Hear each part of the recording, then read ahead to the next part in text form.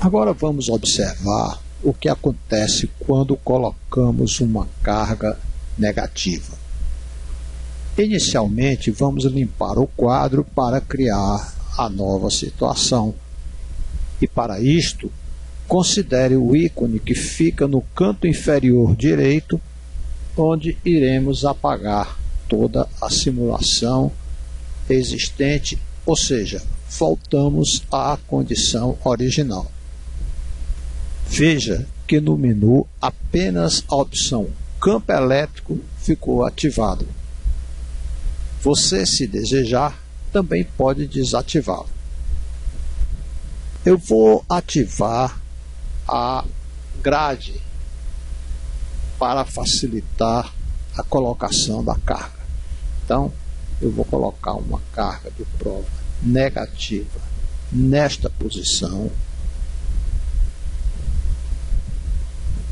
E podemos observar que, ao contrário da situação anterior, quando tratamos de uma carga positiva, agora as linhas de campo apontam na direção da carga. Este é um resultado esperado, pois sabemos que o campo elétrico de uma carga positiva aponta da carga para fora, enquanto que o de uma carga negativa, o sentido é exatamente o inverso, ou seja, de fora para a carga. Agora vamos colocar a carga de prova e tirar algumas conclusões. Mas antes eu vou ativar a opção só direção para que o campo preencha toda a tela da nossa simulação. Então agora vamos colocar a carga de prova e observar o que acontece. Basicamente, vemos que a situação é semelhante à anterior. A única diferença é que, sendo a carga de prova positiva, ela será atraída pela carga negativa. A seta vermelha indica este fato. Mas podemos concluir que, se afastarmos esta carga em relação à carga negativa, a intensidade da força diminui, e se aproximarmos, a intensidade aumenta. Todas aquelas conclusões que tiramos anteriormente podem ser observado aqui. Agora, vamos considerar que podemos colocar uma nova carga de prova na região. Então, eu vou colocar uma nova carga de prova na região. Para isso, eu vou tirar as linhas de campo, deixando apenas a carga, e aí nós observamos o efeito. E o que é que eu vou fazer? Esta nova carga de prova terá suas coordenadas x idênticas, mas as coordenadas y serão simétricas. Então eu vou colocar uma das cargas de prova nesta posição. Portanto, nós observamos pela escala que nós estamos a 1 metro na direção y, e eu vou colocar uma nova carga que vai estar na mesma posição x, porém simetricamente em relação à posição y. E aí podemos concluir que a força resultante será horizontal, porque na direção vertical a componente da carga de prova que está na parte superior, ou seja, no y positivo, está para baixo, enquanto que a componente y da força sobre a carga de prova que está abaixo do eixo dos x terá uma componente para cima. E como essas duas cargas estão simetricamente distantes da carga negativa, então esta componente vertical será nula, restando apenas a soma das componentes horizontais, Resultado este que já discutimos e que era esperado. Continuando, vamos colocar agora duas cargas positivas e observar o comportamento do campo elétrico para esta situação. Então, vou colocar a primeira carga positiva nesta posição, e aí tem um campo gerado por esta carga, e vou colocar a outra carga positiva nesta posição. Então, nós temos o campo elétrico resultante, e este é um resultado esperado. Observe que se eu colocar uma carga de prova a meia distância entre as duas cargas, então vou colocar aqui uma carga de prova a meia distância entre essas duas cargas, observamos que nesta posição a carga de prova não sofre nenhuma ação do campo elétrico neste ponto. Na realidade, nesta posição não existe campo elétrico. Isto porque as linhas de campo elétrico não podem se cruzar. Então você observa que a distribuição de linhas de campo é de tal maneira que nesta linha vertical que passa no meio da distância entre as duas cargas, nesta região o campo elétrico é igual a zero. Eu posso colocar a carga. Agora sim, já tenho um campo elétrico aqui, porque nessa posição não está exatamente na meia distância. Mas quando eu coloco exatamente nesta posição, então o campo elétrico é igual a zero. Então você observa que se eu desloco esta carga para a esquerda ou para a direita, existe um campo elétrico aqui. Por quê?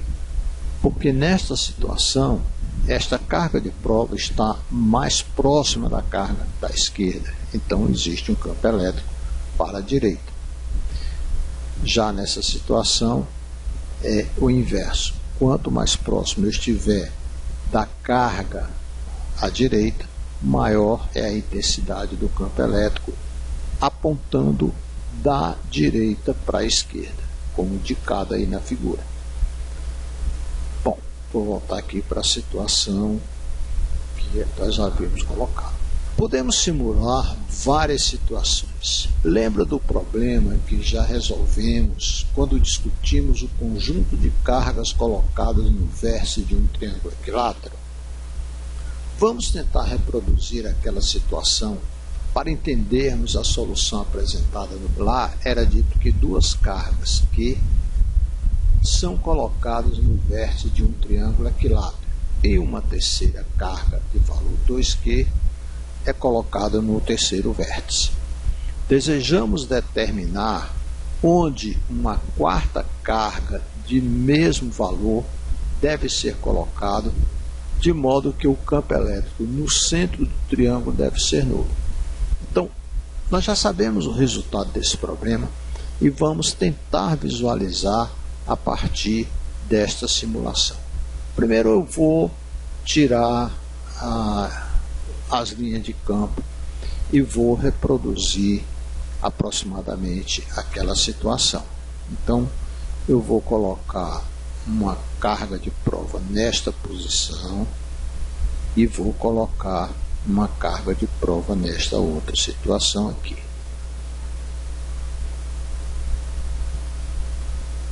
Se essa distância entre as duas cargas representar a aresta de um triângulo equilátero, a terceira carga deverá estar no outro vértice igual à distância dessas duas. Então vamos procurar essa situação.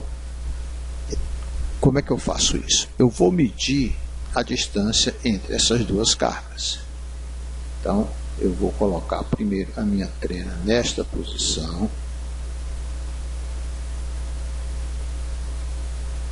Aqui, na realidade, eu não consigo zerar, né?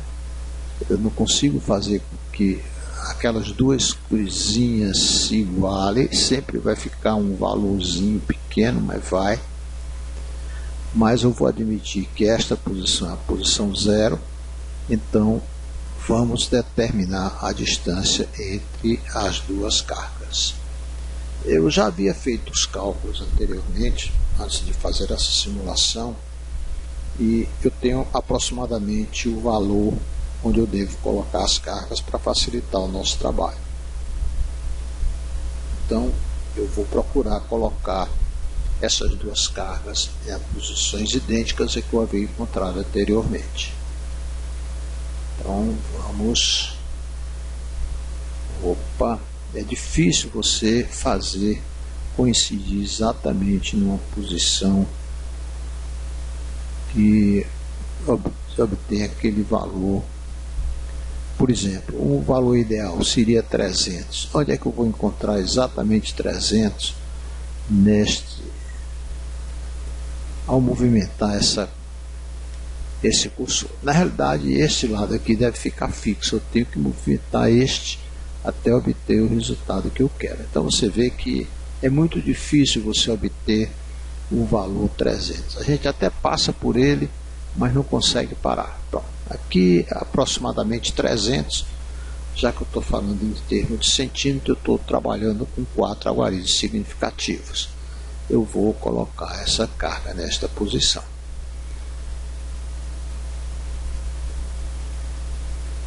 Devemos escolher a terceira carga colocada numa posição que fique sobre a linha que divide essas duas cargas ao meio, que deve ficar numa posição que a distância está entre as duas cargas. Então, por exemplo, eu vou procurar uma posição que seja aproximadamente 150.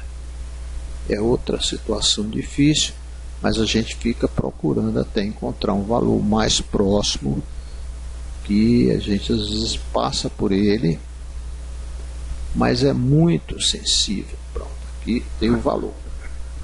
A quarta prova, a terceira carga deve ficar sobre esta linha e deve estar a uma distância de 300. Eu vou tirar essa carga de prova, colocar para cá, que eu não vou trabalhar com ela nesse momento, e vou procurar colocar esta terceira carga a uma posição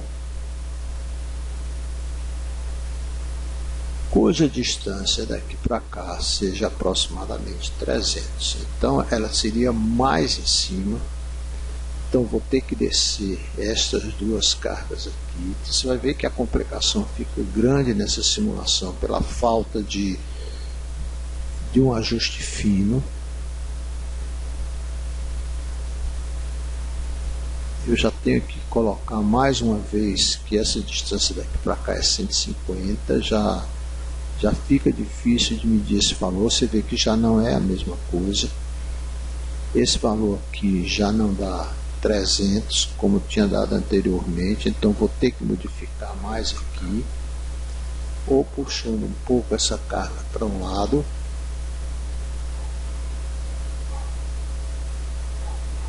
Aqui eu já tenho 300, pronto, encontrei a posição certinha. Agora eu tenho que encontrar a posição aqui que me dê 300 também. Então eu vou procurar aqui, já encontrei aproximadamente 300. Pronto. Ela deve ficar mais ou menos aqui. Opa! É muito sensível. E qualquer movimento que você faça, você foge do valor. Então, eu não vou conseguir, na realidade, um valor correto, porque sempre vai dar um erro. Agora, a gente tem que reconhecer que nós estamos trabalhando com 4 algarismos significativos, 300 centímetros, 300,2 centímetros, seria 3,002 metros. um resultado aqui é razoável. Então vou colocar aqui a nossa terceira carga. Bom,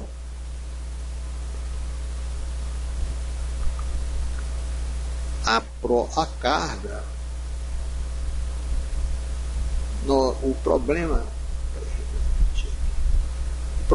diz que nós devemos determinar o campo elétrico no ponto P, que é o centro desse triângulo equilátero.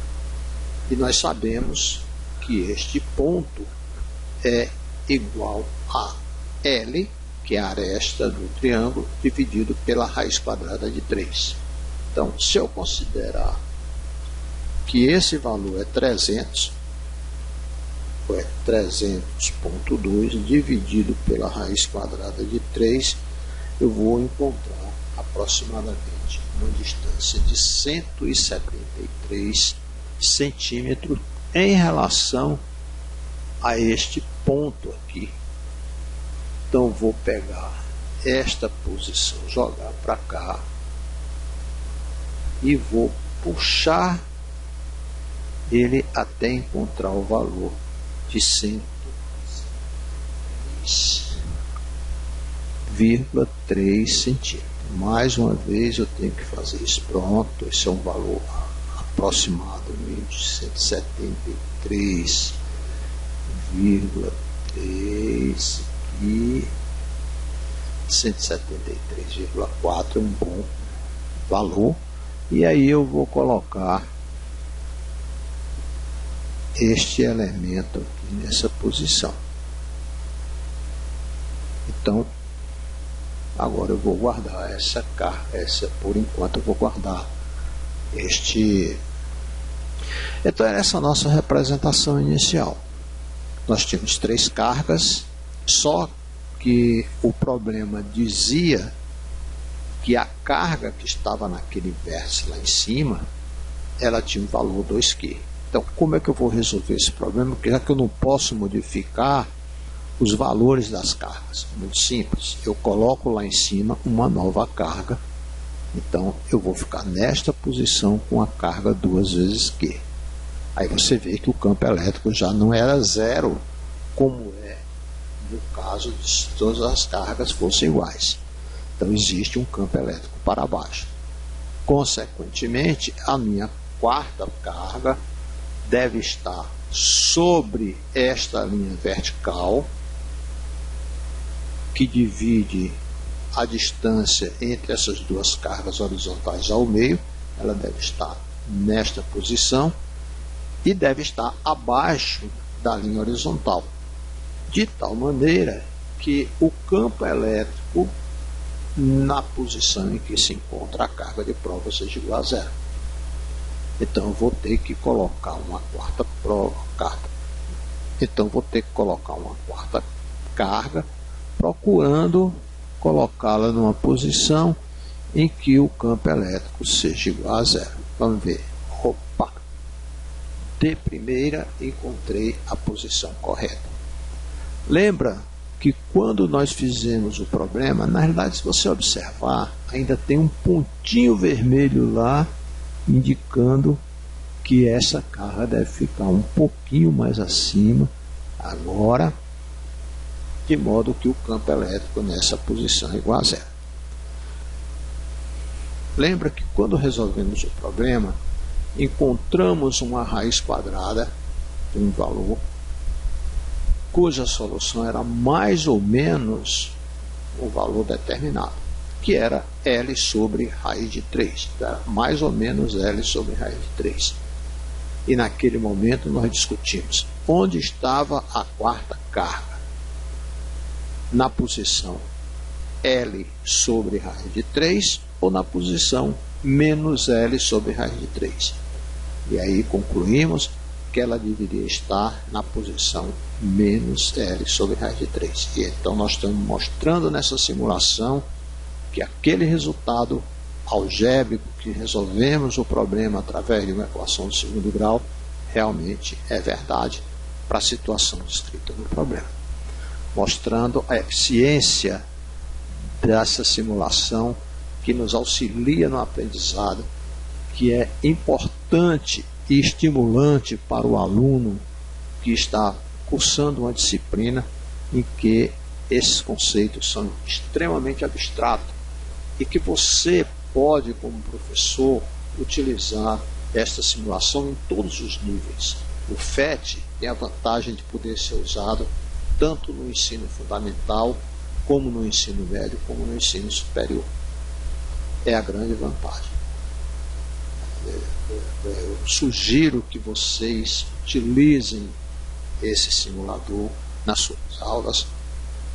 Pode ser numa aula de apresentação para mostrar, ou mesmo propondo ao aluno que faça uma atividade utilizando este simulador.